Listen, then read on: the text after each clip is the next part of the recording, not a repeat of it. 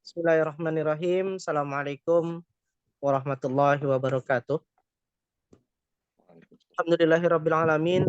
Pada hari ini kita kembali bertemu sapa dalam kajian kita yang kemarin sempat tertunda, dan alhamdulillah hari ini kita diberikan kesempatan oleh Allah Subhanahu wa taala untuk bisa sama-sama menuntut ilmu, ya, mengkaji sebagai kewajiban kita sebagai hamba Allah, yang tentunya menuntut ilmu itu adalah menjadi sebuah keharusan bagi kita semua. Salam serta salam semoga senantiasa tercurahkan kepada junjungan kita Nabi Allah Nabi Muhammad Rasulullah Sallallahu Alaihi Wasallam sebagai suri tauladan kita, dan juga tentunya kepada keluarga, sahabat, dan pengikut beliau hingga yaumul kiamat. Yang kami hormati Ustaz Abdul Hayy Al-Katani LCMA PhD, yang hari ini insya Allah akan menjadi pemateri kita, dan juga seluruh peserta pada malam hari ini.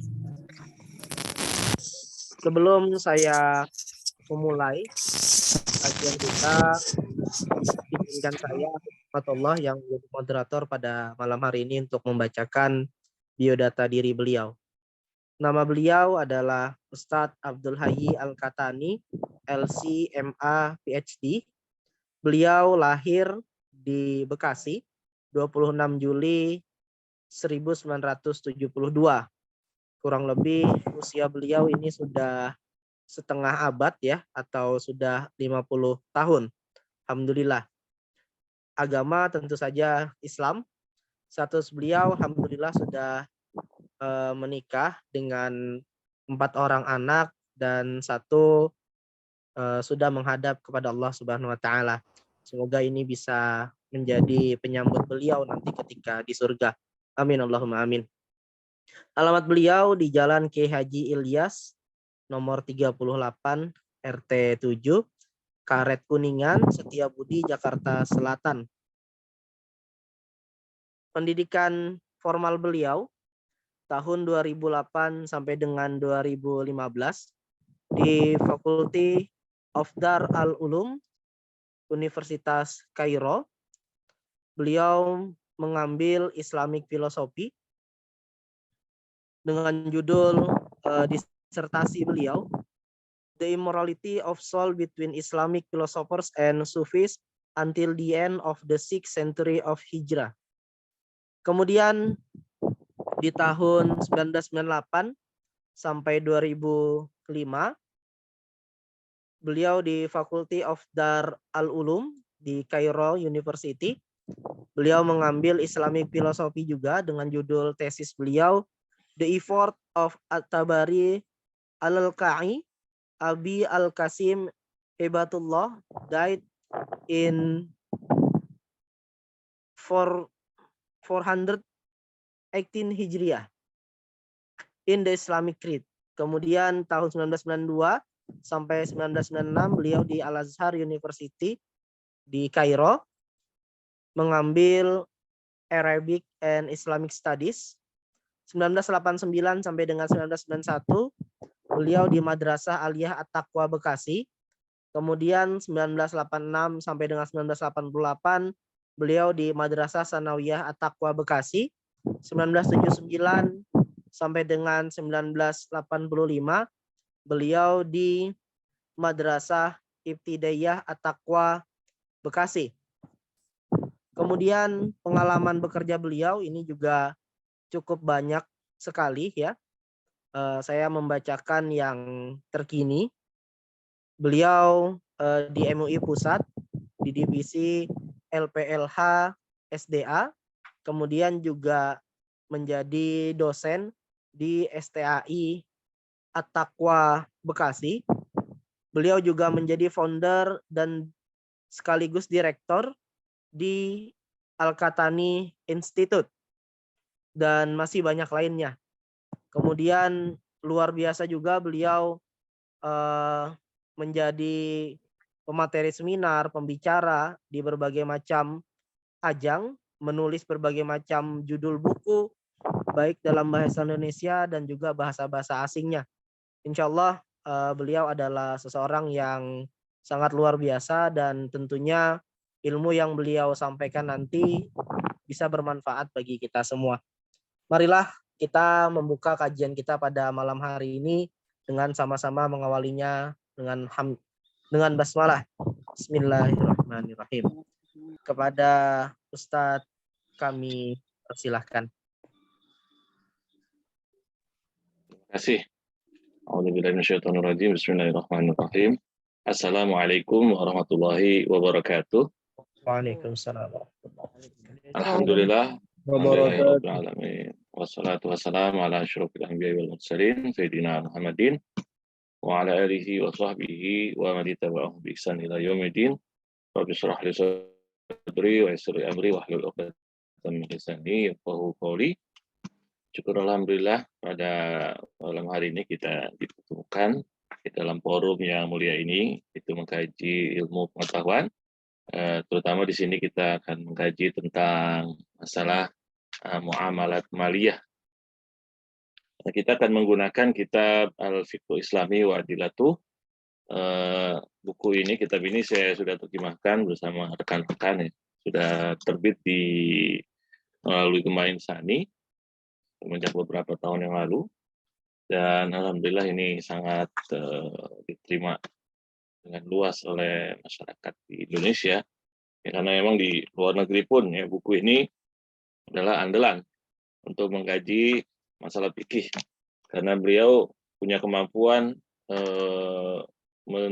mendetailkan masalah-masalah fikih itu sangat bagus ya, sehingga mudah dicerna dan lengkap dalam masalah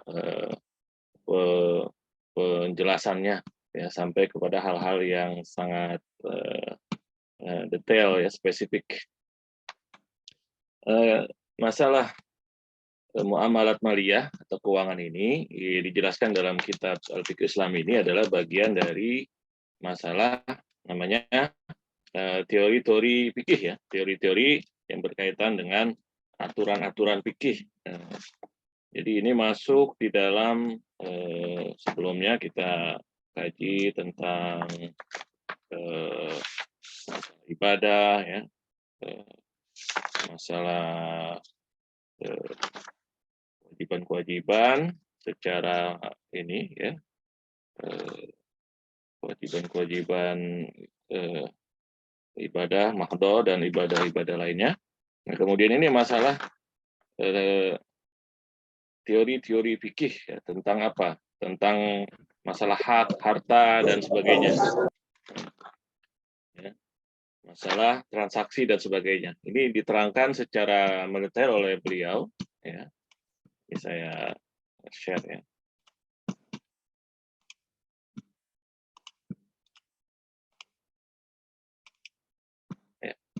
Jadi ini bagian dari apa? Dari aturan-aturan fikih atau teori-teori fikih ya, yang berkaitan dengan hak.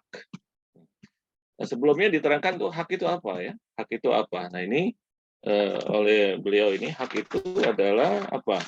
Sesuatu kekhususan ya, yang diberikan,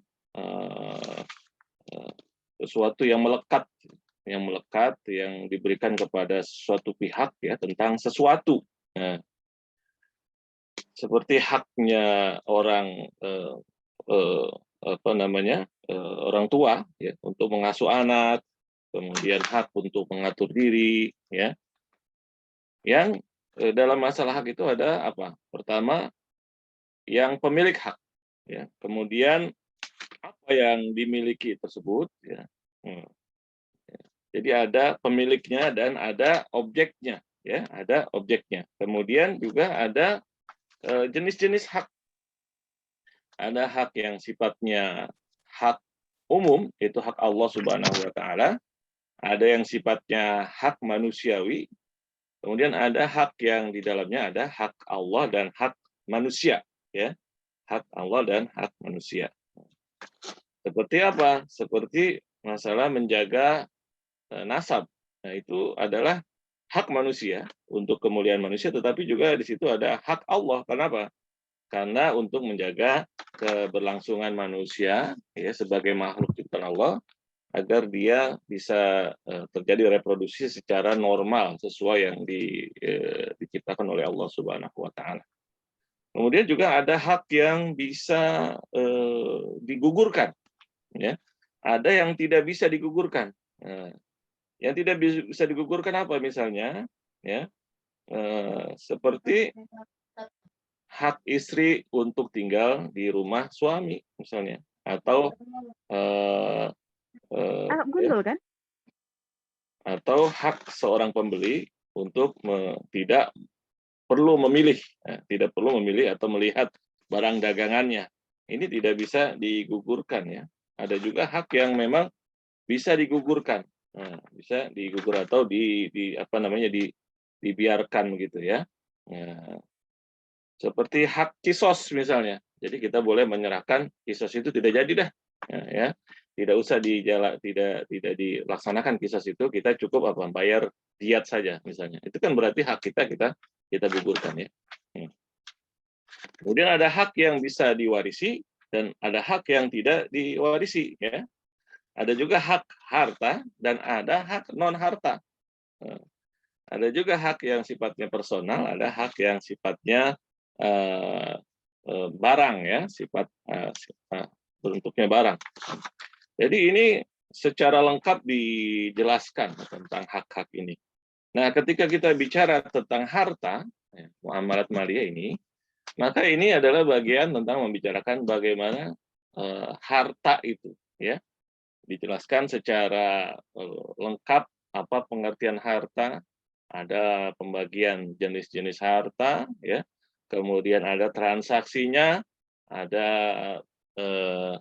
bagaimana jual belinya. Ini bagian penjelasan yang secara detail ya, tentang hak berupa harta, ya. Nah, jadi kita ketika membaca Al-Fiqh Islami Wadilatu ini kita sangat lengkap ya, mempunyai pemahaman yang dari globalnya sampai kepada detailnya. Nah, ini kelebihan ulama-ulama kita ya yang dinamakan ilmunya adalah ilmu fiqh. Ya, ilmu fiqh itu artinya dasarnya ilmu fiqh itu adalah pengertian dasarnya adalah pemahaman ya. Pemahaman. Kemudian secara terminologisnya ya, adalah ilmu tentang hukum-hukum syariah yang berkaitan dengan perilaku-perilaku orang-orang mukallaf ya. Segala hal yang berkaitan dengan perilaku kita, kegiatan kita, baik ibadah dan muamalah yang disimpulkan dari dalil-dalil syariah ya. Oleh siapa? Oleh para mujtahid. Ya. Jadi fikihnya itu pemahamannya adalah pemahaman mujtahid ya. Pemahaman mujtahid tentang apa? Tentang hukum-hukum syariah yang amaliyah, yang praktikal, yang dikerjakan sehari-hari atau berkaitan dengan tindakan-tindakan kita dan bagi diri kita atau harta kita ya, atau hak-hak kita dan sebagainya yang disimpulkan dari dalil-dalil yang terperinci ya. Nah, ini juga menjadi apa? Menjadi pembeda dari orang-orang yang sering ya mengatakan ini sebagai sunnah atau non sunnah gitu ya. Nah, ini juga beda ya. Artinya apa? Ketika kita menyebut ini berdasarkan sunnah, itu sebetulnya Anda harus jelaskan ini fikih atau hadis ya. Nah, fikih atau hadis. Kalau secara hadis ya, secara hadis artinya penjelasan hadis, maka itu namanya nanti harus dibaca dengan apa? Fikul hadis. Jadi hadis itu dipahami dengan apa? Jadi tidak semata-mata ada hadis, otomatis ada hukum, ya. Kenapa? Karena hadis itu adalah bagian dari sumber hukum. Jadi sunnah itu bagian dari sumber hukum, bukan hukum ya. Nah, jadi sekarang ini ada kerancuan di dalam masalah hukum, yaitu ketika segala hal tentang kehidupan beragama kita dikaitkan dengan sunnah. Ya. Nah, padahal sunnah itu Maknanya ada dua. Pertama adalah sunnah itu sebagai sumber hukum, maka dia berarti sumber hukum yang kedua, ya, setelah apa? Al-Quran. Nah, jadi ketika kita ada sunnahnya ini atau ada hadisnya, kita juga perlu lihat penjelasan Al-Quran karena dasarnya Al-Quran. Sunnah itu penjelas ya dari Al-Quran. Kemudian adalah ijma, kemudian ada kias dan dalil-dalil lainnya. Ya, ada banyak dalil yang selain Al-Quran, Sunnah, Ijma, dan Qiyas itu dalil-dalil yang digunakan oleh para mujtahid. Ya. Ada juga Sunnah dalam pengertian maknanya adalah sesuatu yang kita kerjakan berarti dapat pahala. Ketika tidak dikerjakan maka tidak kenapa-napa, tidak dapat ancaman, tidak dapat pahala, gitu ya. Seperti apa? Ketika Rasulullah SAW menyatakan bahwa di antara sunnah atau fitrah adalah memotong kuku, ya, mencabut bulu ketiak dan seterusnya, ya. Kemudian juga adalah memelihara jenggot, ifa'ul lihyah. Jadi kalau mengikuti hadis ini, ya, ini sesuai sunnah, tapi pengertian sunnahnya nanti sunnahnya itu wajib, apa haram, apa dianjurkan sunnah. Nah, maka kalau berdasarkan penjelasan fikih metode ulama, maka ini adalah sesuatu yang dianjurkan.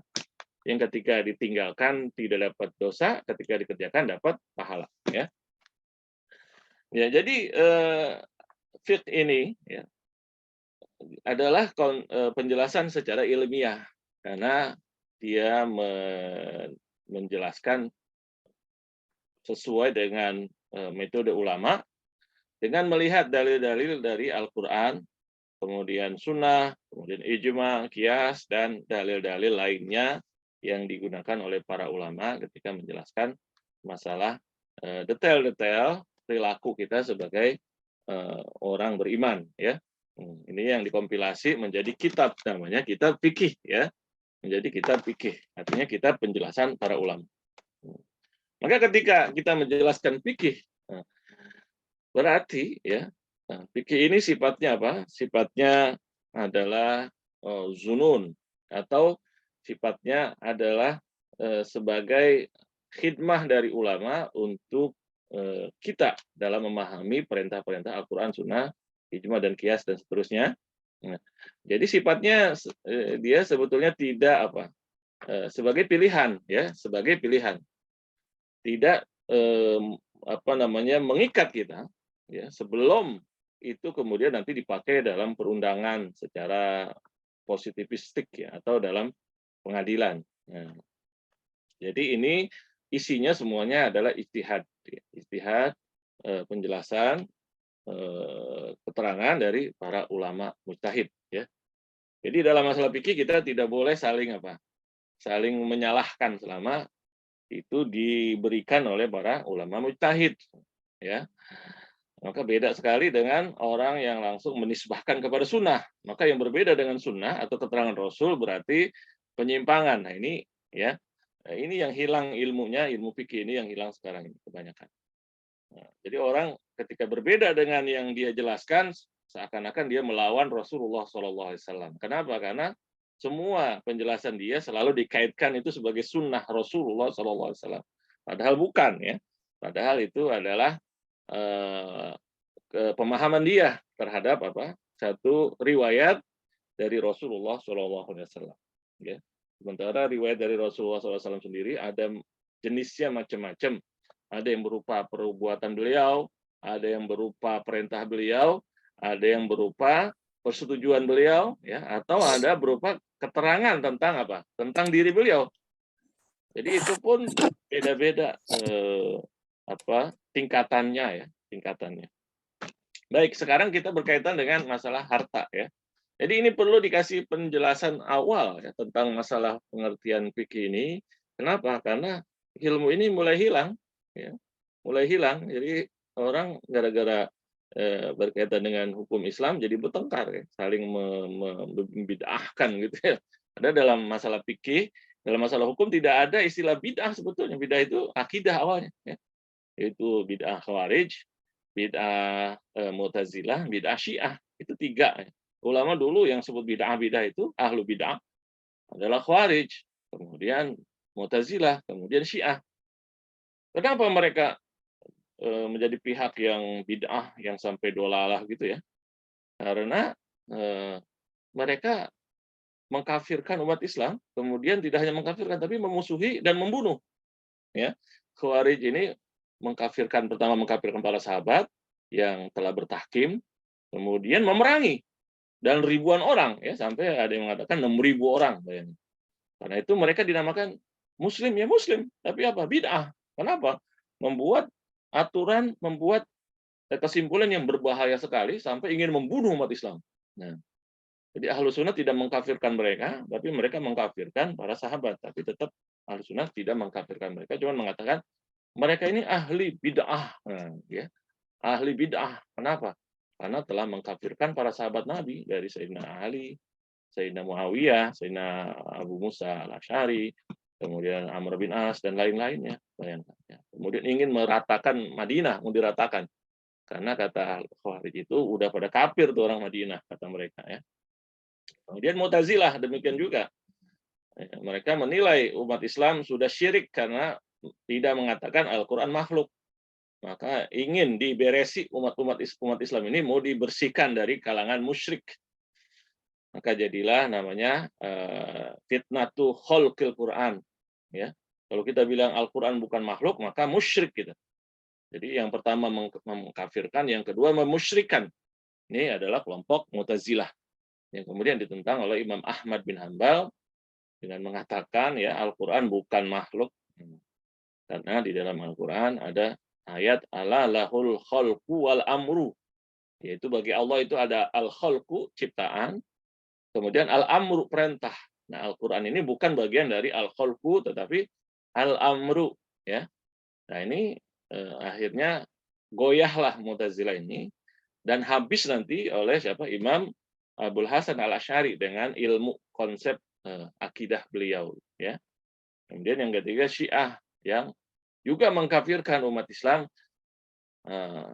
dan tidak menganggap imannya sebagai iman yang benar karena tidak menjadikan Sayyidina Ali sebagai penerus setelah Rasulullah SAW. Demikian juga keturunannya.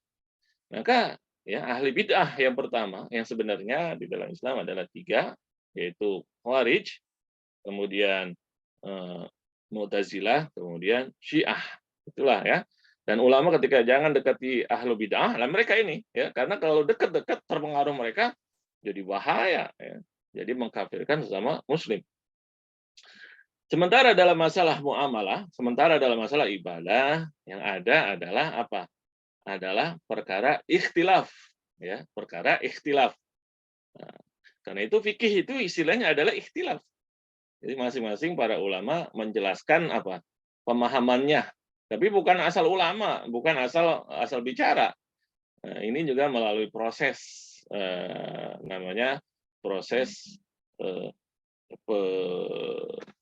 penyaringan ya secara alamiah. Sehingga dari ada 85, sekitar 85 mujtahid ya, orang-orang yang dikenal sangat alim, sangat diakui kealimannya, ketinggiannya, kedalamannya. Tapi kemudian tersisa menjadi hanya 4 saja. Ya, bukan secara bukan direkayasa, tetapi secara alamiah. Kenapa? Karena ada muridnya yang menjelaskan lagi ilmu-ilmunya, yang mewarisi ilmunya, dan mengkodifikasikan. Nah, inilah yang kita hasilkan, yang kita baca ini adalah hasil kodifikasi penjelasan mereka sebetulnya ini. Jadi khidmah mereka secara ilmiah ini dikodifikasikan menjadi di dalam kitab fikih, arti kita pemahaman para ulama. Maka perbedaan di antara ulama itu bukan bid'ah dan sunnah, ya, tetapi adalah masalah ikhtilaf, adalah masalah mazhab, dan kita namakan aturan-aturan di situ sebagai pendapat ulama. Bukan lagi ini sunnah, yang berbeda dengan ini tidak syariah atau tidak sunnah. Nah, itu ya ungkapan yang ketahuan tidak ilmiahnya. Ya, tidak ilmiahnya. Kalau ilmiah harus menyebut ini pendapat siapa. Ya. Kenapa? Ya harus jelas ada kesimpulan ini dihasilkan oleh siapa. Ya. Jadi sekarang kita setelah menjelaskan tadi tentang hak-hak, ya, hak-hak, ya, ada sesuatu yang melekat pada seseorang, diakui secara syariah, kemudian terhadap sesuatu, baik berupa hak apa namanya, hak adabi, ya, atau hak yang berupa harta. Nah, hak tadi, hak seperti hak kisos, hak harta, hak warisan, hak dan sebagainya, itu semuanya adalah sesuatu yang diakui sebagai melekat pada seseorang, ya. Nah, kemudian yang diantara yang melekat itu adalah hak harta. Nah, di sini kita akan berbicara tentang bagaimana hukum-hukum atau aturan-aturan berkaitan dengan harta tersebut. Ya, maka yang pertama kita jelaskan adalah nanti di sesi kita ini sekarang pengertian amwal atau harta itu apa. Jadi detail ya ulama kita. Jadi nggak sembarangan bilang langsung sunah-sunah aja. Jadi ada pendetailnya. Kenapa ada detail begini? Supaya tidak ada perbedaan dalam ketika bicara panjang lebar. Ternyata Anda yang maksudkan harta itu beda dengan pendapat saya. Aduh, ya. Kenapa kita capek-capek bicara, ternyata yang Anda bicarakan itu beda dengan yang saya pikirkan. Nah, jadi dari awal-awal sekali, para ulama kita, apa saja ada definisinya. Kayak tadi kan, kita definisi sunnah. Ada. Yang Anda maksud itu sunnah itu apa? Sunnah dalam pengertian sumber hukum, apa sunnah sebagai salah satu hukum. Nah, harus jelas sebelum ente ngomong sunnah dan bidah dan sebagainya. Ya. Maka kalau hukum, sunnah itu adalah bagian dari hukum yang 5 yang disepakati oleh para ulama. Yaitu apa? Yaitu wajib, kemudian sunnah, kemudian haram, kemudian makruh, kemudian mubah. Jadi yang ada maksud itu yang mana? Ya. Ataukah sumber hukum, yaitu sunnah yang berupa riwayat dari Rasulullah SAW yang berupa apakah ucapan beliau, apakah perintah beliau, apa perbuatan beliau, apa pernyataan atau persetujuan beliau, atau cerita orang tentang gerak-gerik beliau. Nah, yang mana? Jadi sebelum ya teriak-teriak itu harus jelas dulu kondisinya, posisinya di mana. Nah, ini jadi ketika didetailkan seperti ini, orang tidak sembarangan bicara. Enggak tahu baca dalil satu langsung merasa mengerti tentang hukum, tentang syariah, tentang sunnah. Nah, harus didetailkan. Ya, bedanya antara orang alim dengan orang yang tidak berpendidikan adalah masalah detail. Ya, kalau masalah klaim, masalah ingin menunjukkan kekuatannya, gampang dibuat-buat ya, atau marah-marahnya gampang dibuat, atau matanya itu mendelik ya, gampang dibuat ya. Tetapi yang kita lihat itu adalah detailnya, ya. Maka yang pertama kita kaji sekarang pengertian amwal atau harta, kemudian apa itu kepemilikan. Nah, ini satu sesi ini kita udah cukup ya. Nanti berikutnya, ini saya kirim tadi bukunya ya, kitabnya itu saya kirim, tapi cetakan beda ke Pak Edward nanti jilid 2, jilid 4 ya, dari Fiqh Islam Wadilatuhu. Itu halamannya beda. Kalau di situ halaman 40, itu cetakan lama. Nah, yang saya gunakan ini cetakan baru ya, yang saya dulu jadikan buat terjemahan di Gemain Sani ini, yang ini. Cetakan berapa ini? Cetakan. Jadi beliau ini bukunya udah sering dicetak. Oh, tahun 2005 ya. Cetakan ke-8 ya. Cetakan ke-8. Sementara yang di share tadi cetakan ke berapa ini?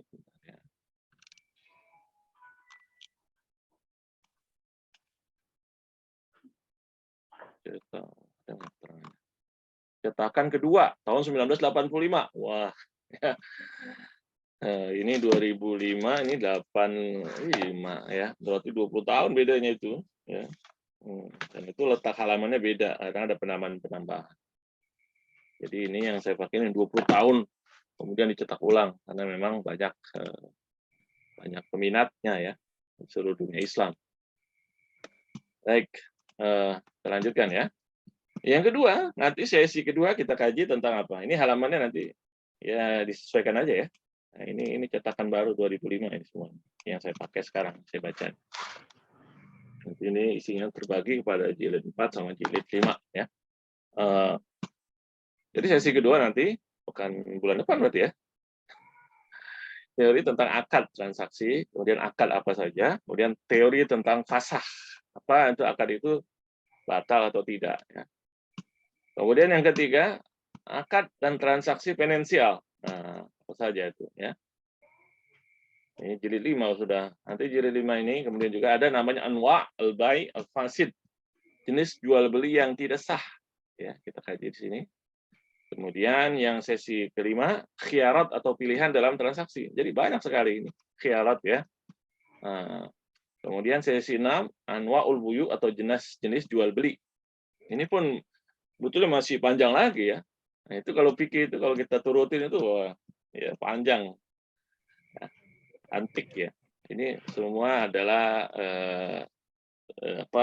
jasa dari para ulama kita untuk mempermudah tujuannya, mempermudah kita supaya detail, nggak kesulitan ketika baca itu paham. Tapi itu pun ya membutuhkan penjelasan ya ahli juga. Itulah ilmu itu memang dibutuhkan di mana-mana. Kalau tidak kita akhirnya jatuh di dalam gampang berbicara dalam masalah hukum. Padahal di dalam Al-Qur'an masalah hukum ini adalah milik Allah Subhanahu wa taala. Surah An-Nahl ayat 116 Allah berfirman, "Wala taqulu lima tasifu alsinatukumul kadhiba hadza halalu wa hadza haram litaftaru 'ala Allahil kadhib. Innal ladzina yaftaruna 'ala Allahil kadhiba la yuflihun." Jangan katakan yang dengan yang diceritakan oleh lidahmu yang dusta itu, ini halal, ini haram. Untuk kemudian kamu membuat dusta atas nama Allah. Karena orang yang membuat dusta atas nama Allah itu tidak akan beruntung, tidak akan selamat di sisi Allah. Bayangin. Sangat bahaya ya berbicara tentang halal haram ini bahaya. Karena itu ulama yang ngerti itu dia tidak mengatakan ini menurut sunnah, ini menurut apa hukum Allah. Tapi dia kembalikan kepada dirinya. Ini penjelasan atau ini menurut kami. Nah, menurut kami. Tapi orang yang nggak paham malah kami kan ingin beribadah pada Allah menurut Allah. Ngapain menurut Imam Syafi'i, menurut Abu Hanifah, menurut Imam Ambal. Nah, dan ini ya oleh orang yang kurang ngerti juga akhirnya oh ya udah kalau gitu sesuai sunnah lah. Diambillah ya teks dari Bulughul Maram, dari Sahih Bukhari ini. Kata Rasulullah SAW dalam Sahih Bukhari mengatakan hadisnya sahih, maka harus begini. Wah, akhirnya jatuh dalam kesimpulan yang berbahaya. Padahal ketika dia sebutkan pemahaman dari Imam Bukhari, itu berarti fikhuka, pemahaman engkau. Tetapi kamu karena nggak ngerti, pemahaman kamu katakan sebagai perintah Rasulullah. Nah, itu yang ditakutkan oleh para ulama.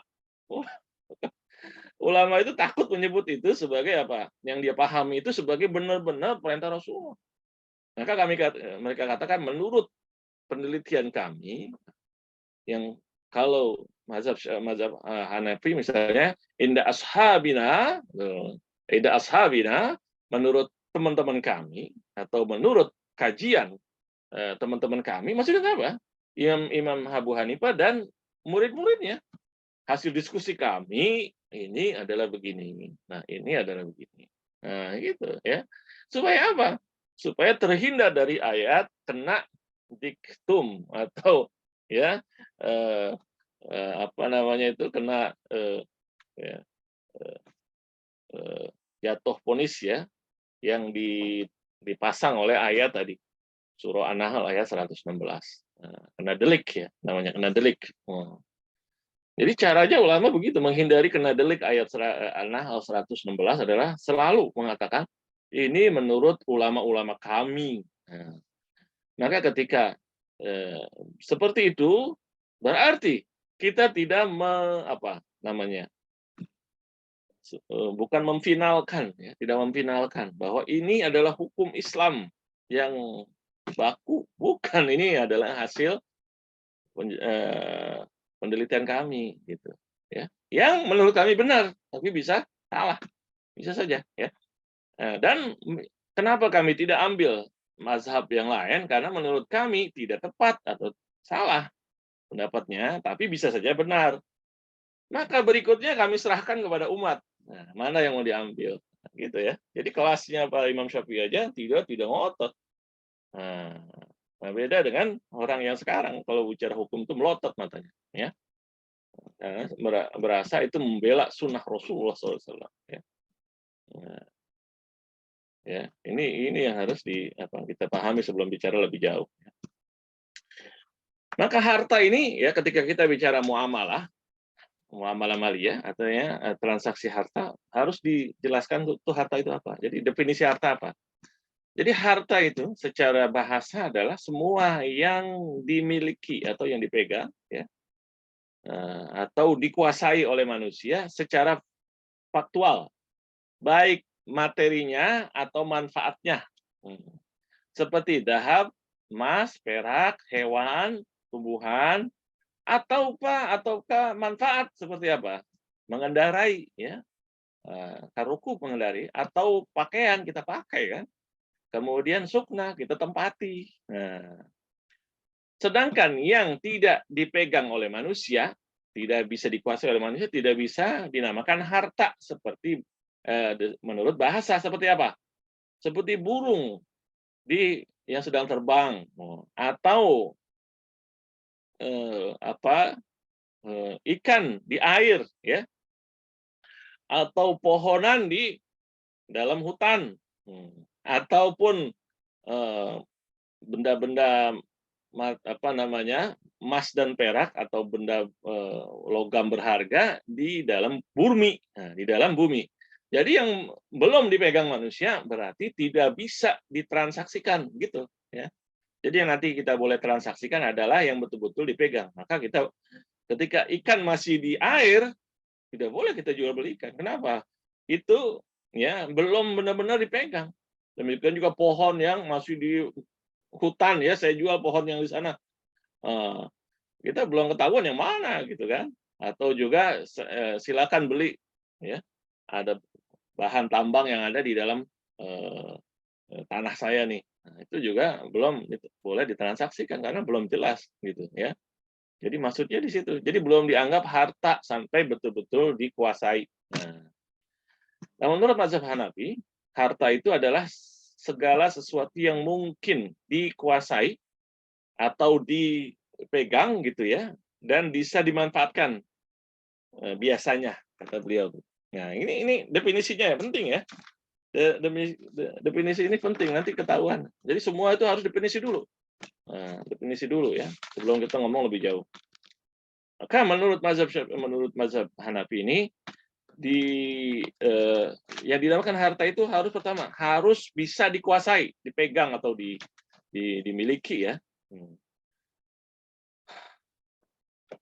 Sementara yang tidak bisa dikuasai, ya tidak bisa diikat, dipegang, ya betul-betul itu tidak bisa dinamakan harta seperti apa? Ilmu, kesehatan, kemuliaan, kepintaran. Demikian juga tidak bisa dinamakan sebagai milik itu harta itu yang tidak bisa dikuasai apa seperti hawa, ya, udara, ataupun matahari, ya panas matahari, ataupun cahaya bulan itu nggak bisa dinamakan sebagai harta. Kemudian yang bisa dimanfaatkan biasanya. Nah, maka yang tidak bisa dimanfaatkan itu tidak dianggap sebagai harta. Seperti apa? Misalnya daging hewan mati. Daging apa? Daging bukan hewan mati apa istilahnya? Bangkai ya. Nah, atau makanan yang apa? Yang beracun ya atau makanan yang rusak. Atau dimanfaatkan tetapi ya tidak biasanya gitu ya. Tidak biasa bisa dimanfaatkan tapi tidak biasanya seperti apa? Cuman sebutir apa? Sebutir beras misalnya. Itu ya harta bukan ya. Ini kan sebutir aja gitu kan. Apa gitu nilainya sebutir atau setetes air. Nah, seteguk atau setetes ya. Seteguk itu masih ada manfaatnya. Nah, jadi itu tidak dianggap sebagai harta. Ya, tidak dianggap sebagai harta. Sementara oleh jumhur apa? Semua yang ada nilai. Jadi nilai-nilainya ya. Semua ada nilainya dan yang kalau dihilangkan itu yang menghilangkan itu wajib mengganti. Nah, itu semua namanya harta gitu ya. Jadi apa saja masuk di situ. Nah, jadi yang masuk nanti dalam transaksi harta ini adalah ini ya. Segala sesuatu yang ada nilainya yang kalau rusak kita jamin yang merusak itu namanya harta. Jadi lebih luas lagi ya. Lebih luas lagi. Kemudian harta ini ada pembagiannya, ada macam-macam harta. Ya. Pertama, harta yang bisa diukur, bisa dijadikan apa? Bisa dijadikan harta yang bisa dihitung, ya, bisa dihitung. Ya. Ada juga yang tidak bisa dihitung, tidak bisa dinilaikan gitu ya. Yang bisa dinilaikan apa itu? Seperti barang-barang berupa properti, ya kan? Ada uang kita, itu kan dihitung. Ada buku-buku, ya, ada mobil, itu kan bisa dihitung. Ada juga yang tidak bisa dihitung dan biasanya tidak bisa dipegang benar-benar, ya. Dan biasanya hanya bisa dimanfaatkan secara apa? Secara terpaksa. Seperti apa tadi? Seperti ikan di air, masih di kopak gitu ya. Nah, itu belum bisa dihitung. Atau burung kita yang masih terbang tuh, ya. Itu juga belum bisa dihitung. Atau bahan-bahan tambang yang masih ada di bumi. Jadi itu belum bisa dihitung, belum bisa diperhitungkan gitu ya. Jadi harus jadi itu beda masing-masing harta yang ada dihitung, ada bisa dinilai dan bisa tidak itu ya. Nanti boleh ditransaksikan atau tidak, nah, itu akan beda ya. Jadi yang bisa dihitung, bisa betul-betul diperhitungkan, bisa dinilai, itu boleh ditransaksikan. Ya. Sementara yang tidak bisa dihitung, tidak boleh sama sekali ditransaksikan. Jadi tidak boleh kita jual apa ikan kobak, ambil kobak ikan di kobak ini saya jual 1 juta, gitu kan? Tar dulu Pak, diambil dulu ikannya, ya ikannya diambil, nanti kita timbang, baru kita bicara masalah transaksinya berapa gitu ya. Jangan digampangin, ya ini kan punya saya ini kobak ini, ikannya penuh, saya jual aja deh, 2 juta, ambil. Nah, ntar dulu ya. Jadi harus apa? Boleh saja kita jual sekobak ini nanti dihitung satu-satu ya. Nah, seperti pemancingan kita kan. Mancing nanti setelah selesai mancing ya dihitung berapa mendapat pancingan kita ya. Masuknya bayar, setelah itu ada apa dihitung kamu dapat berapa tadi pancing tuh. Oh, sekilonya sekian ya. Itu untuk apa rekreasi juga kita jual beli ikan juga tuh ya.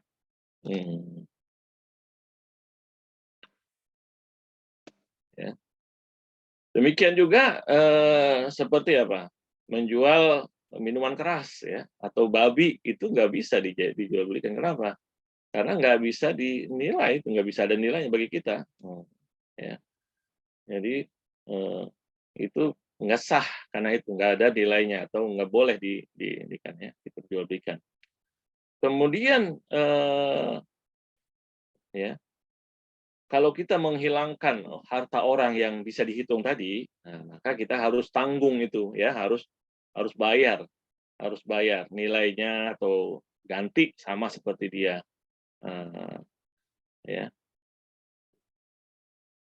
Sementara yang ghairu mutakawwam atau yang tidak bisa dihitung itu ya kita tidak ada jaminan ya untuk itu. Tidak seperti apa nih misalnya memecahkan khamar seorang muslim ya, khamarnya kita pecahkan, kita nggak harus ganti itu ya, atau babi dia kita bunuh misalnya, itu kita nggak ganti. Kenapa? Tadi dia itu bukan harta yang bisa dianggap sebagai harta ya. Tetapi kalau punya orang non muslim maka kita apa? Kita harus ganti. Kenapa? Karena bagi dia harta. Tuh. Bagi muslim khamar itu bukan harta. Ya, bukan harta.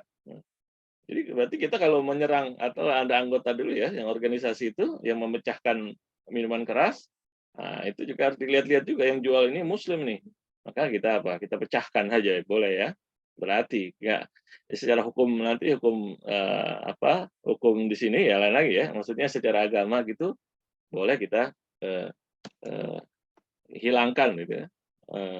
Minuman kerasnya. Itu nggak ada kewajiban menggantinya itu ya.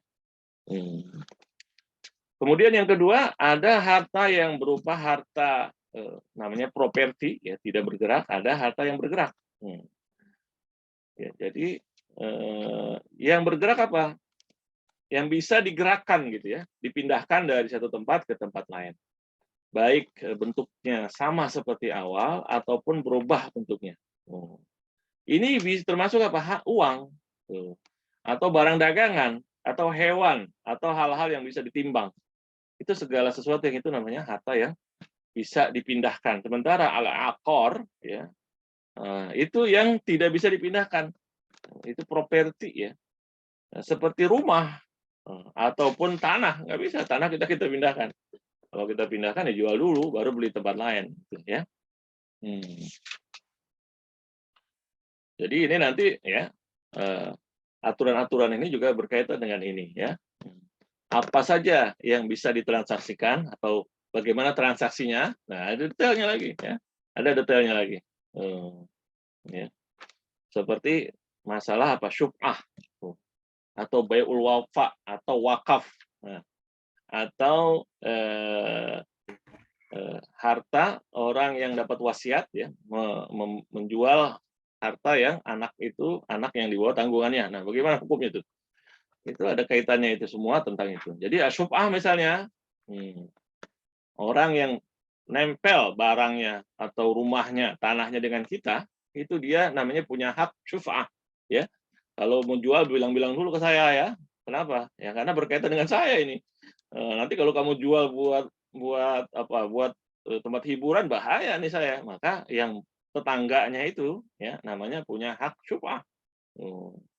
Ya. Jadi bilang-bilang dulu ke saya ini. Dia yang paling lebih dahulu yang punya apa? Untuk membeli itu. Nanti saya beli dah. Kenapa? Bahaya saya kalau kamu jual orang nggak benar nanti ya. Nah, atau bai'ul wafa. Nah, ada lagi ya. Itu berkaitan dengan apa? Dengan harta namanya properti ya. Macam-macam itu nama transaksinya. Sementara yang bisa dipindahkan itu dia boleh-boleh saja menjual belikannya. Ya. Langsung dijual kalau dia butuhkan, kayak kita dia perlu uang dan sebagainya. Nggak ada hak tadi, nggak ada hak syuf'ah, nggak ada hak wafa dan sebagainya. Jadi nggak ini ya di situ. Nggak ada syarat-syarat orang yang dekat-dekat itu harus bilang-bilang dulu atau sebagainya. Ya, itu hak dia. Itu hak tentang harta apa yang sifatnya manqul ya, yang bisa dipindahkan. Kemudian yang berikutnya adalah misli wa qaimi.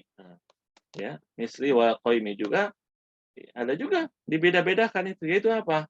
Yang misli ya, itu yang apa? Yang sifatnya itu bukannya satuan dia. Jadi timbangan atau 1 kiloan, satu apa gitu ya, 1 karung dan sebagainya.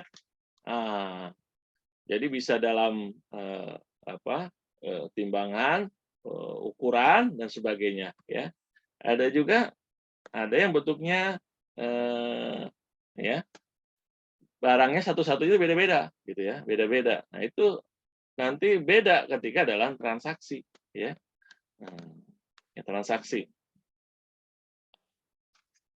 Jadi beda antara yang kiloan sama yang satu-satuan ya. Kalau yang satu-satuan, nah nanti masalah riba ya, masalah riba. Misalnya kita apa ya, barang apa ini ya, mobil dan motor ya, kita belikan satu mobil apa, misalnya Kijang sama motor saya belikan, saya tukar tambah gitu ya, dengan tukar dapat dengan apa? Dengan mobil kamu yang baru misalnya Alphard, apa ya yang kira-kira harganya masuk gitu ya. Nah, seperti itu. Nah, itu tidak masuk riba. Karena apa? Barangnya beda ya, satu-satuannya. Tetapi kalau yang timbangan-timbangan sama-sama sekilo ya. Nah, itu masuknya nanti ada riba di situ. Ya, ada masuk riba di situ. Nah, tapi kalau barang-barangnya beda satu-satunya nilainya, ininya, bentuknya, itu nggak masuk riba. Walaupun nanti ketika ada penukaran itu ya beda. Dia ini 2, itu 1. Nah, mobilnya saya tukar dengan mobil kamu, tapi kamu baru, saya ini bekas ini ya, second tapi 2, kamu 1. Ya. Itu udah beda-beda ya, udah beda-beda nilainya. Nah, itu nggak ada masuk riba di situ ya. Jadi tukar tambah atau apa namanya itu ya. Kemudian ada yang sifatnya istihlaki atau yang sifatnya dipakai habis, ya, sampai dipakai habis. Ada yang sifatnya cuman hak guna, ya, hak guna, atau penggunaannya. Nah, jadi yang sifatnya habis dipakai itu apa? Digunakan itu makanan, ya, makanan, minuman, kayu bakar, ya, kemudian bensin, kertas, uang itu kan habis. Mana uangnya habis sudah dipakai, nggak ada lagi di kantong. Tapi kalau mobil, mana mobil tadi kamu yang kamu pinjam, kamu sewa, ada tuh. Ya. Maka kuncinya dibalikan, mobilnya itu kelihatannya sama gitu. Yang dipakai jadinya apanya tuh? Tadi manfaatnya. Nah, jadi penggunaannya, ya. Ya. Jadi yang sifatnya penggunaan, jadi barangnya masih ada, tuh, ya. Tapi bisa dimanfaatkan. Jadi manfaatnya yang diambil. Seperti apa? Rumah yang kita gunakan atau ini apa sofa dan sebagainya, ya, pakaian, buku-buku, bisa, ya. Nah,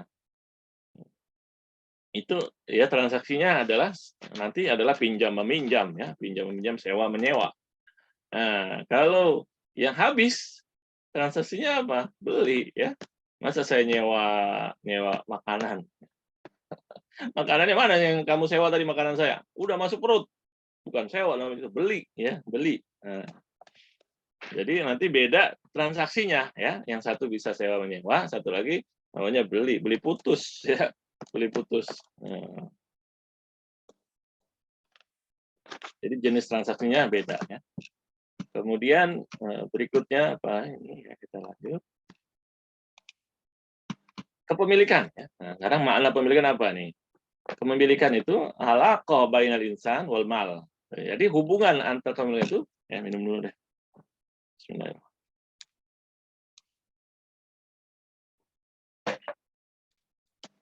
Hubungan antara manusia dengan harta yang diakui oleh syariat, yang membuatnya harta itu, ya, jadi khusus buat dia. Tuh. Ya, seperti rumah, oh saya ada SHM-nya Pak, atau ada IMB-nya, oh berarti punya kamu, ya, iya, ada suratnya nih, berarti milik kamu, ya. Maka orang yang tinggal di situ setahun, saya tinggal di sini setahun Pak, terus mana hak kamu, tandanya mana? Nggak ada, rumahnya saya rumah kosong, saya tinggal di sini. Oh bukan, ya. Nah, kamu nggak punya kepemilikan namanya, nggak ada tanda-tanda, ya. Nah, jadi yang diakui kepemilikan yang tadi yang ada surat-suratnya, apa SHM, IMB atau apa, ya, pajaknya dan sebagainya. Maka dia di situ, ya, dengan kepemilikan itu boleh mentasarrufkan, mentransaksikan, menggunakan sesuai yang dibolehkan selama tidak ada larangan, gitu, ya. Selama tidak ada larangan. Jadi nggak ada pembatasan, tidak ada batasan, tidak ada apa namanya, larangan bagi dia. Jadi selama itu boleh, ya boleh. Karena apa? Milik dia kok. Ya. Mobil kita pakai seharian, mau diservis atau tidak, ya hak saya lah. Ya. Walaupun kita kesel misalnya kan, nih orang punya kendaraan tapi nggak pernah di tune up, ya, atau tidak pernah bensinnya nggak diisi bensin, atau bensinnya diisi yang murah, padahal mobilnya mahal, ya kita kesel ngeliatnya, yang ngerti gitu, ya. Tapi ya punya dia mau gimana lagi kan? Dia bebas, ya. Nah, kenapa? Milik dia gitu, ya. Kemudian milik itu apa? Milik itu adalah ikhtisas bisyai yamna'ul ghair minhu. Jadi kekhususan seseorang terhadap sesuatu yang orang lain nggak bisa, ya. Nah, dan orang itu bisa mentransaksikan berkaitan dengan haknya tadi, ya, secara mendasar tanpa ada apa? Tanpa selama tidak ada larangan, ya, selama tidak ada halangan, ya. Itu namanya kepemilikan. Nah, harta ini, ya, dibagi menjadi apa? Menjadi harta yang dimiliki dan tidak. Jadi harus ada pembagian, ya. Ya itu, ya. Jadi harta itu bisa dimiliki atau diberikan kepada orang, ada juga yang tidak. Jadi pada dasarnya semua harta itu boleh atau bisa dimiliki, ya. Tetapi bisa saja terjadi pada harta itu sehingga dia tidak bisa dimiliki atau di dalam kondisi tertentu. Jadi sama sekali nggak bisa dimiliki atau dalam kondisi tertentu tidak bisa dimiliki. Karena itu harus apa? Harus kita lihat ya jenis-jenis harta ini dari segi apa? Dari segi bisa dimiliki atau tidak.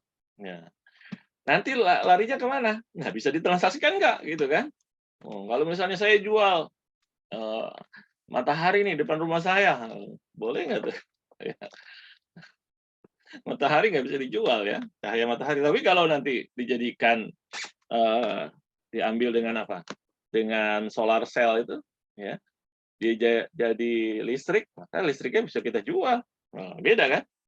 Karena apa? Sudah menjadi ikhtisos, menjadi dikuasai oleh kita.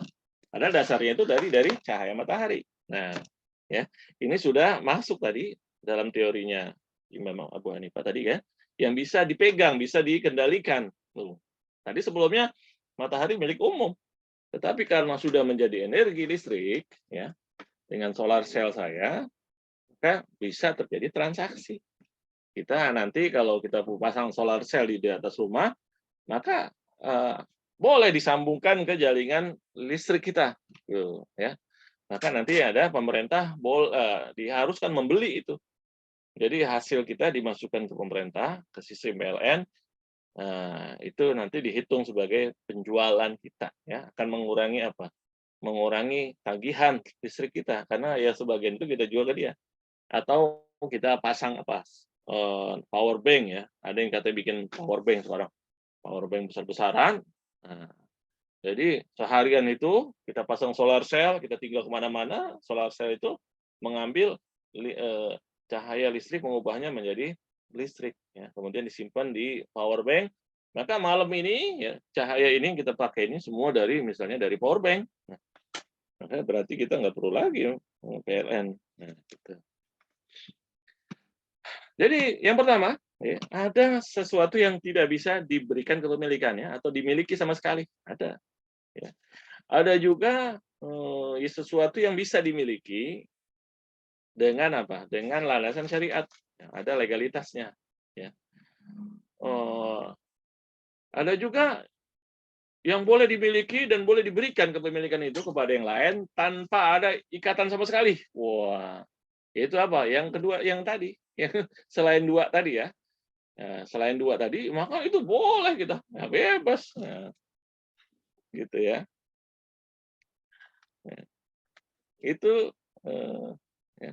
Contoh yang bisa dimiliki atau contoh yang tidak bisa dimiliki apa tuh? Ini ya, yang berupa milik umum, seperti apa? Jalan umum ya, kemudian jembatan, kemudian benteng, kemudian apa lagi ya? Jalanan kereta ya, kemudian sungai ya, kemudian perpustakaan atau yang milik-milik umum lah, milik negara gitu. Nggak boleh itu tiba-tiba dimiliki oleh seseorang. Nah, maka kita ada sistem namanya kekayaan negara. Tuh, kekayaan negara. Jadi semua jembatan yang ada di depan rumah kita atau jalanan itu milik negara, ya. Itu yang nanti yang katanya Sri Mulyani bilang, oh kita punya uang sekian gitu. Nah, itu nilai itu ya, nilai itu dihitung semua tuh sebagai kekayaan negara, ya. Nah, ketika itu tidak lagi fungsinya hilang ya, fungsinya hilang seperti jalanan itu tiba-tiba diputus gitu ya, udah nggak dipakai lagi. Maka kembali lagi jalanan yang tadi sebelumnya milik umum sekarang udah nggak dipakai. Maka bisa ada kemungkinan pindah ya. Pindah menjadi apa? Milik sendiri. Nah, tentu ada apa? Ada prosedurnya ya. Supaya merubah kepemilikan umum menjadi kepemilikan pribadi ya. Nah, seperti apa sekarang? Misalnya ya kepemilikan PTPN ya. Ada ya. PTPN itu pertama apa namanya itu? Perusahaan terbatas perkebunan negara ya, tahu ya, PTPN itu. Perkebunan negara itu tanahnya itu di mana-mana, kayak di mana itu? Di milik Sentul ya. Kemarin Rocky Gerung itu kan. Wah, ini milik perusahaan ini katanya. Dibalikin lagi, kamu dapetin dari mana itu? Ya, ini milik negara. Jadi main kuat-kuatan, ternyata dua-duanya lemah. Yang perusahaannya ketakutan kan. Kalau saya Saya serahin pada negara, boleh aja, ini kan milik negara ya, HGU, hak hak guna usaha, hak guna pakai atau HGB, HGU ya gitu. Nah nah kamu perusahaan kok di-coupling gitu, ini milik negara nih, dari mana dasarnya kamu ini bisa meng-coupling-coupling ini, menjual ini? Wah, kena dia kan. Ini dia yang ketakutan, walaupun komisarisnya itu ada dari KPK ya, mantan KPK, yang wanita itu. Nah, kan aneh kan? Berarti di situ ada perpindahan milik negara, milik umum ya, nggak boleh dimiliki, tiba-tiba jadi milik perusahaan. Nah, ini terjadi banyak ya kejadian. Jadi aslinya itu tidak boleh dimiliki ya, kecuali kok sudah berubah. Ini banyak yang punya kekuasaan itu kadang-kadang mainnya di sini ya, kekuasaan kekuasaan mengubah itu. Nah, BPPN kalau kita begitu, Badan Pertanahan ya.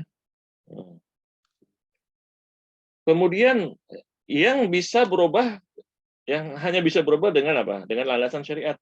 Seperti apa? Harta wakaf, kemudian milik Baitul Mal gitu kan. Nah, tadi milik negara.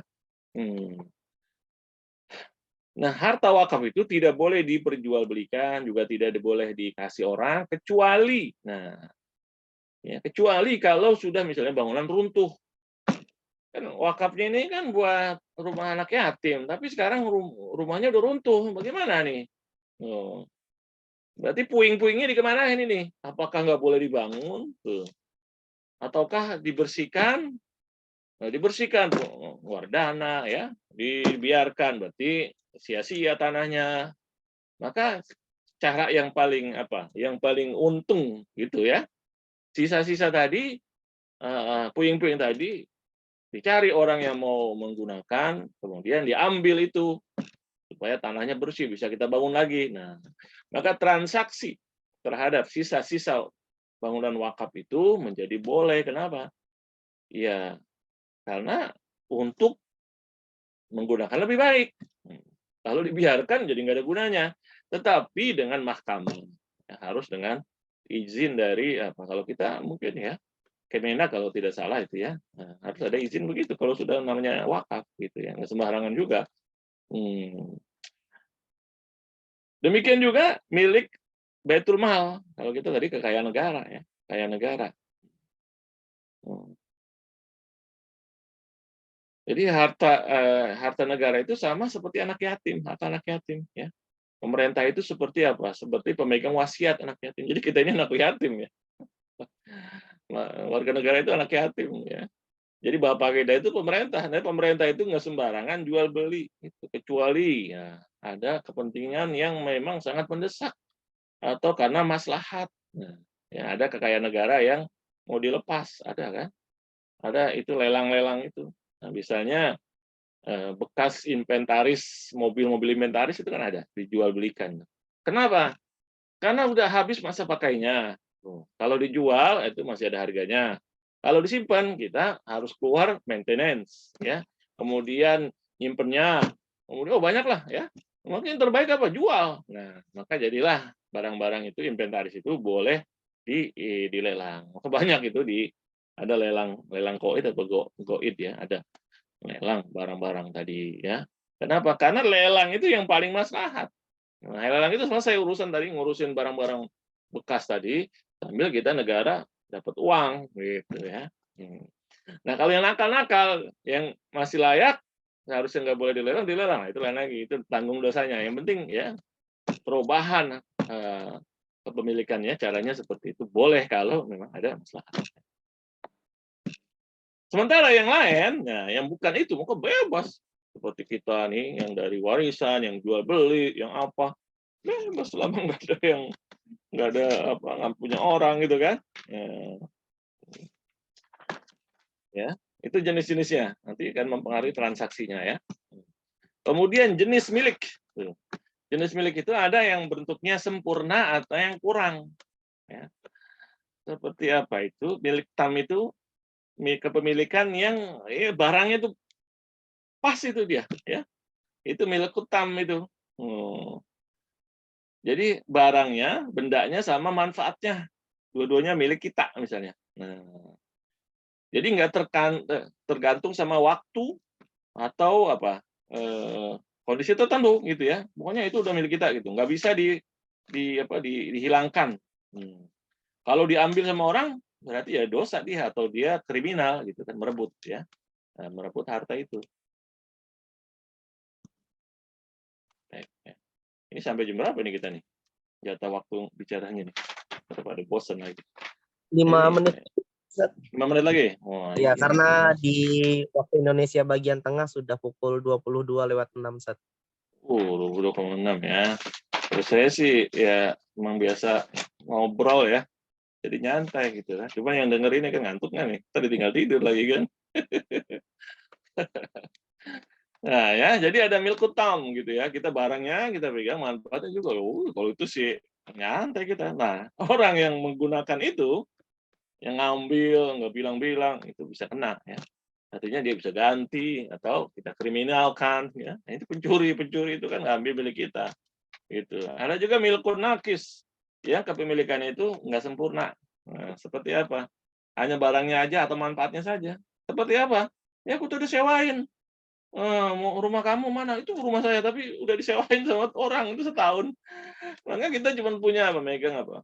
Megang suratnya aja, tetapi nggak boleh kita masuk ke rumah itu. Kenapa? Udah setahun disewa, udah setahun. Kalau kita masuk ke rumah itu, kita yang kriminal kena. Gitu. Boleh dia apa? Diadukan oleh penyewa. Oh, ini sudah merusak harta, merusak kepemilikan saya apa? Kepemilikan sementara saya itu apa? Ya, saya nyewa. Nah, ya. Sama seperti hotel kan. Jadi selama kita bayar itu ya sejam itu atau sejam apa sehari ya, maka selama itu dia nggak boleh masuk, harus izin sama kita, gitu ya. Sama izin sama kita. Kalau dia masuk ke situ, itu bisa kita tuduh mencuri misalnya, bisa. Kenapa? Karena itu hak saya. Nah, dalam waktu berapa? 24 jam ya, dari check in sampai check out. Nah, dan seterusnya. Nah, itu namanya milkun nakis ya, milkun nakis. Yang kepemilikannya tidak full ya. Yang nyewa nggak memiliki sempurna tapi memiliki manfaat, yang mempunyai hanya memiliki barangnya secara legal tapi tidak memiliki manfaat karena sudah disewakan sama orang ya. Milkul ain ya, milkul nakis yang milik-milik apa yang tidak sempurna itu apa misalnya kan? Ya tadi seperti tadi ya. Kita miliki barangnya tetapi sudah kita sewakan. Atau milik manfaat aja kayak penyewa rumah. Ya. Atau memiliki barang manfaat tertentu. Nah, ya. Seperti kita apa nih lewatin tol gitu kan, kita bayar tol itu kan kita hanya lewat itu aja tuh. Dan seterusnya pengguna tol ya. Tapi pemiliknya bukan kita. Tapi kita bebas itu kan ngebut misalnya kan selama dibolehkan. Nah, maka di antara pengguna tol itu jangan saling mengganggu kan, kita saling mendahului, kita kasih tanda mau mendahului atau tidak ya, kita kasih sign dan sebagainya. Kalau ada yang berlaku salah, menghalang-halangi orang ya, wah, kriminal dia ya. Oh, dia nggak mau kasih lewat saya Pak ini. Padahal saya pengguna tol resmi nih Pak. Wah, boleh tuh dipersalahkan gitu ya. Atau orang tiba-tiba pakai rotator. Nah. Oh, kamu siapa itu? Hak apa kamu di tol itu pengen jalan sendiri nggak mau dihalangi apa kan? Nah ini jadi orang itu nanti masuk koran ya, masuk apa media sosial. Oh ini orang nggak ngerti nih, sesama pengguna tol tapi belagu gitu ya. Mentang-mentang mobilnya Pajero ada rotatornya dia pakai. Nah akhirnya disalahkan. Kenapa? Karena miliknya bareng-bareng, milik sama-sama nyewa tol kita. Ya, tapi pemilik tol ada, ya, kita nyewa aja, nyewa lewat. Kalau lama-lama di tol kita kena juga itu. Kamu pakai tol ini hanya untuk lewat, bukan lama-lama nginep di sini. Nggak boleh ya. Ada gitu karena peraturannya kan di apa itu di rest area dibatasi 30 menit misalnya. Wah, karena mungkin ada orang nginep sehari 2 hari situ kan, enak ya. Di rest area kan ada lengkap semua, mau mandi, mau makan, mau tidur bisa. Maka dia orang dibatasi ya. Kalau semuanya begitu bahaya, jadi buat penginapan tuh rest area. Kemudian faktor penyebab kepemilikan yang sempurna. Ya, jadi ada yang kita setelah itu jadi sempurna gitu. Artinya SHM lah, sertifikat hak milik. Apa itu? Pertama, istilah alam mubah ya, atau menguasai yang boleh. Seperti apa? Seperti membuka lahan baru ya, yang nanti diurus ke negara, boleh. Nah, lahan-lahan yang sebelumnya nggak terurus, kemudian kita urus, dibolehkan, maka boleh menjadi SHM. Ya, dulunya nggak milik orang, bukan ya. Dan pemerintah memberikan. Itu boleh ya, karena itu diurus legalitas kalau buka-buka lahan apa gitu ya. Atau kalau nggak boleh jangan. Capek-capek buka lahan di Kalimantan ya, ternyata ini milik apa PTPN. Waduh, ya udah capek-capek kena pedelik lagi. Wah, masuk penjara ya. Jadi harus tahu nih. Kemudian kita apa? Eh, apa namanya, memancing atau memburu, ya kan boleh kan? Nah, pas kita dapat ya milik saya ini. Hah? Ini kan di hutan Pak, ya tapi saya memburu ini menangkap hewan ini. Oh ya udah, ya berarti ketika kita buru kita tangkap itu milik kita. Ya, Indonesia dapat apa? Sapi di hutan, wah, sapi di hutan. Ada nggak sapi di hutan ya? Barangkali di Kalimantan ada ya, ada sapi apa itu, sapi liar, wah, atau ada kuda liar, boleh ya? Kalau di Australia itu ada kuda liar, sampai mereka ratusan ribu kuda liar. Di sini miliaran kuda-kuda itu kan, harganya ratusan juta. Kita dapat aja satu, udah kaya kita. Boleh kalau kita dapat, kita bawa pulang, ya itu namanya hasil buruan saya. Itu nggak ada yang punya. Kemudian menguasai padang rumput dan sebagainya yang nggak ada tumbuhannya dan sebagainya. Yang masih milik umum, belum ada pemiliknya, itu juga kalau kita yang mengolahnya, boleh, aslinya ya. Tapi kalau Indonesia semuanya sudah dipetakan itu kayaknya itu ya, milik negara apalah ya, ada hewan lindung, hutan lindung, nah, pokoknya harus ada legalitasnya. Tapi kalau kita gunakan cara untuk membuka ya lahan-lahan itu dan dibolehkan ya, itu menjadi cara untuk menguasai. Nah ini biasanya non-muslim ini dia banyak cara-cara seperti ini menguasai lahan-lahan itu bisa mereka ya. Nah, itu digunakan betul itu cara-cara hukum ya menguasai lahan, maka mereka menguasai betul banyak lahan-lahan itu dikuasai mereka itu. Sementara kita ini yang penting udah saya pakai, tinggal dari nenek saya, nenek saya, ibu saya, sampai saya sini udah milik saya lah. Suratnya mana? Nggak tahu saya. Yang penting saya udah dari orang tua dari zaman dulu di sini. Tiba-tiba datang mereka ya, dibawa apa legalitas. Wah, ini saya dari pemerintah sudah dapat izin menggunakan lahan ini. Kita yang digusur. Nah, karena mainnya begitu ya. Mainnya itu legalitas. Nah, itu harus kuasai itu. Kalau tidak kita jadi penumpang di rumah kita sendiri ya. Alhamdulillah. Kemudian juga menguasai barang tambang, harta-harta terpendam di dalam bumi. Nah, jadi selama itu boleh ya, itu jadi milik kita. Nah, siapa yang mencari dia yang dapat ya. Seperti sekarang kan ada batu bara dan sebagainya, maka diurus legalitasnya. Kalau nggak diurus legalitas menjadi barang tambang pertambangan liar. Wah, akhirnya kena pungli.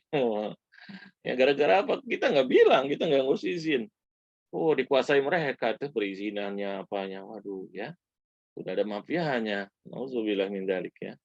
Nah, karena memang itu salah satu cara menjadi pemilikan, memindahkan ya. Yang ada di perut bumi pindah menjadi milik kita dengan apa? Cara ditambang. Nah, tapi kalau yang main hukum, akhirnya menang dia, ya.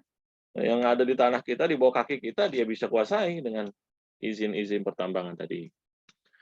Kemudian adanya akad-akad memindahkan pemilikan, kayak jual beli tadi, ya. Mobil-mobil bekas tambang di Kalimantan tuh banyak tuh kan.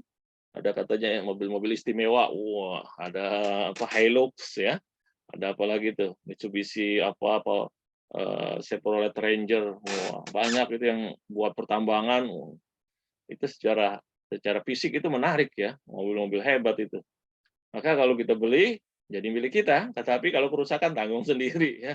Bekas tambangan biasanya dalamannya sudah kacau ya, hancur lebur itu. Kelihatannya keren ya. Ya bisa dipindahkan ya dengan apa? Dengan transaksi jual beli. Kemudian kholafiyah, apa itu? Ya kita ini warisan dari bapak saya ini kan, dari nenek saya. Nah, jadi warisan dari bapak ke anak ya, itu menjadi pemilikan sempurna ya. Nggak ada yang ganggu gugat ini. Kamu dari mana? Dari orang tua saya kaya. Oh, udah selesai ya, udah selesai. Tapi kalau kamu dari mana nih? Nggak bisa menjelaskan. Maka orang akan terus menggali, kamu dari mana uang-uang ini? Oh, ternyata crazy rich ya, dari mafia perjudian ternyata. Wah, cuci kekayaan, cuci uang gitu ya. Banyak yang crazy rich itu ternyata digunakan oleh para penjudi, jual narkoba buat nyuci kekayaan mereka. Jadi pas keluar dihitungnya sebagai sebagai keuntungan. Oh, ya. Padahal narkoba ya, pura-pura untung padahal dari narkoba, dari suap penyuap, dari dari setoran, judi dan sebagainya. Ya, kemarin ramai ya crazy rich itu begitu untuk namanya pencucian uang ya. Dari uang hal yang melanggar hukum, jadi seakan-akan itu normal hasil transaksi yang legal gitu ya. Kemudian apa yang terlahir dari yang dimiliki? Seperti apa? Punya hewan, terus ada terlahir anaknya. Nah, maka ya anaknya milik kita lah. Karena kan hewannya punya kita. Nah, ini biasanya di di peternakan ya, gitu ya. Di seperti juga ya kalau kita ikan kan itu kan nanti ada anaknya dan sebagainya itu ya otomatis yang terlahir dari yang kita miliki itu jadi milik kita ya. Ya, baik ya untuk malam ini udah sejam nih alhamdulillah. Semoga bermanfaat ya. Penjelasan yang lengkap ya berdasarkan ahli fikih. Oh, ini miring gini. Jadi kita enak ya ada landasannya ini. Masya Allah. Terima kasih ya sudah dikasih kesempatan kaji ulang buku ini ya. Baik, saya kembalikan ke moderator. Terima kasih. Baik, alhamdulillah luar biasa sekali pembahasan malam ini, sangat lengkap sekali. Dan memang kalau kita udah ngebahas mengenai fikih, waktu 1 jam bahkan mungkin 6 jam pun itu tidak akan cukup sepertinya, karena luar biasa sekali apabila membahas fikih. Baik, langsung saja mungkin kami persilahkan kepada audiens, teman-teman semua yang mungkin memiliki pertanyaan atau ingin sharing, kami persilahkan. Dan kami batasin mungkin 3 orang saja dulu, karena mengingat waktu yang cukup malam.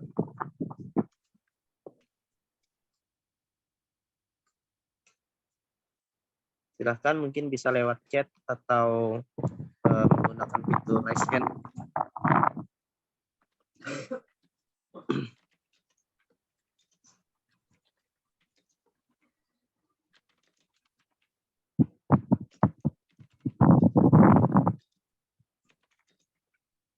Tidak ada sepertinya. Baik, mungkin belum ada yang bertanya, mungkin Ustadz semoga nanti pertemuan selanjutnya ini teman-teman sudah bisa memberikan pertanyaan atau mungkin mengulas lebih dalam lagi. Sekali lagi kami ucapkan jazakallah khairan kasiron atas ilmu yang sudah Ustadz Abdul Hayy Al-Katani berikan kepada kami semua. Semoga ini bisa menjadi amal jariah antum Ustadz, dan juga kemudian menjadi ilmu yang bermanfaat bagi kami semua. Mari kita akhiri pertemuan kita pada malam hari ini dengan sama-sama membaca doa kafaratul majelis. Subhanakallahumma bihamdika. Dan disempurnakan dengan hamdalah. Alhamdulillahirabbil alamin. Masya Allah, ini bagaimana saat ini ada satu pertanyaan Sat? Ya. Nah, jadi sebelum kita akhirin mungkin satu saja karena tadi sudah kita baca doa kafaratul majelis. Pertanyaannya dari ini enggak ada namanya, tulisannya Redmi saja. Kalau membeli buah di pohon, apakah boleh satu pohon tanpa dihitung jumlahnya? Nah, ini biasa memang di Kalimantan, Ustaz. Kalau musim rambutan itu orang suka beli rambutan, misal pohon ini 50.000, pohon ini 100.000, tanpa menghitung jumlah pasti buah yang ada di situ. Nah, itu dalam fikih kira-kira bagaimana, Ustaz? Ya, jadi yang pertama ya, kita nggak boleh menjual sebelum layak di qobla budui solahiha. Nah, belum jelas kegunaannya ya, belum jelas kegunaannya.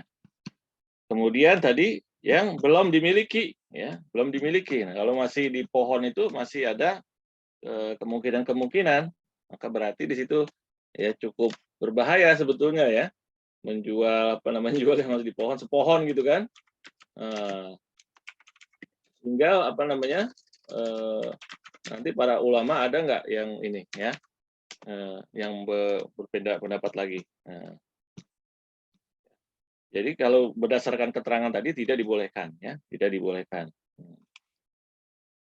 Ya, jadi harus diturunkan dulu, ini kan dihitung dan sebagainya ya. Kalau menyepakati harganya ya boleh ya. Boleh. Boleh kalau disepakati harganya dulu. Kalau ini ukurannya misalnya kalau yang setengah kilo ya, kalau yang 2 kilo, yang 3 kilo kan ada misalnya duren ya. Duren yang begini nih nanti harganya sekian, ini sekian, sekian ya. Nah, jadi kalau dari pohon saja ya, nah itu yang tidak boleh ya. Pokoknya jual sepohon gitu ya. Nah, itu yang tidak dibolehkan. Nah, Rasulullah SAW an bai'il gharar, itu bai'il gharar namanya ya. Nah, bai'il gharar gitu ya. Kemudian apalagi ini ya. Ini saya baca di MUI ini ada fatwanya ini ya. Juga jadi pertama pohon buah yang belum matang di pohon itu tidak boleh karena apa? Goror ya. Kemudian sudah matang tetapi masih di pohon juga tidak diperkenankan karena masih mengundang goror juga ya. Nah, dari sisi mana itu ya? Dari sisi ternyata saya pikir banyak, ternyata sedikit. Saya pikir bagus, ternyata jelek. Nah, jadi karena tidak apa namanya kejelasan ini dan bahayanya ini maka tidak dibolehkan gitu ya. Jadi solusinya tadi dipetik dulu. Boleh disepakati harga dasarnya atau apa ya saya beli dengan dasar sekilo sekian atau kalau ya yang duren ukuran 3 kilo satu sekian saya tawarkan. Nah, segini Pak. Oh setujulah kalau memang ukuran segitu-segitu kita turunin dulu barangnya. Nanti ditimbang ya, kemudian disortir. Nah, baru dihitung gitu ya. Jadi nggak ada kekecewaan baik pedagang, baik penjual yang punya pohon. Kita jual 1 juta ternyata nilainya 10 juta. Aduh, nyesel banget ya padahal lagi butuh buat membiayai anak mau sekolah. Kenapa saya jual harga segitu? Ternyata banyak isinya. Nah, kan kesian ya. Atau pembeli membeli 1 juta ternyata oh ini pada busuk semua nih Pak. Gimana Pak? Ya udah kamu kan tadi mintanya 1 juta katanya. Jadi karena mencegah goror itu maka tidak dibolehkan. Ini saya baca fatwa MUI ada ya ternyata. Ya. Itu ya fatwanya itu. Tadi juga dari penjelasan fikih tadi ya yang ada di kitab juga nggak boleh. Baik. Baik, syukran Sat atas jawabannya. Ini bisa menambah wawasan kita lagi terutama dalam nanti jual beli. Karena kalau di Samarinda sendiri Sat banyak sekali yang seperti itu terutama kalau misal musim buah rambutan Sat. Jadi dijualnya langsung sepohon-sepohon, entah dapatnya matang semua atau terlalu matang atau ada yang nggak matang walau alam bisawab. Baik, tadi sudah kita tutup ya materi kita pada malam hari ini. Semoga pada kesempatan selanjutnya teman-teman bisa diberikan kesehatan, terutama juga kepada Ustadz Abdul Hayy Al-Katani. Semoga Allah berikan kesehatan kepada beliau agar bisa kembali membersamai kita untuk bisa sharing mengenai fikih dan juga ilmu-ilmu beliau. Syukran Ustaz sekali lagi. Mohon maaf apabila ada kekurangan pada malam hari ini. Terima kasih semuanya. Saya juga sebagai moderator mohon maaf apabila ada kekurangan. Billahi fisabilil haq wastabiqil khairat. Nasrun minallahi wa fatun qarib wa basyiril mu'minin. Nun wa qalam yang maisrun. Assalamualaikum warahmatullahi wabarakatuh. Waalaikumsalam.